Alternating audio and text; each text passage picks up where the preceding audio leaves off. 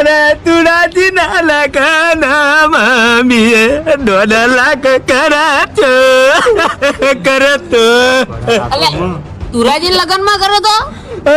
એના પૈણાવામી મારી ડોશીના દાગીના આલેતા દાગીના બધાથી વેચી માર્યા રે હવે તારા સિવાય બધું મને ગુનાલ છે મને બાકી મેલ્યો નહીં મારા 40,000 લઈ લગન નો વાયદો કરી છોકરાનો લઈ જા મને કઈ મને બાકી મેલ્યો નહીં તુરાજીએ મને હેલકો કર્યો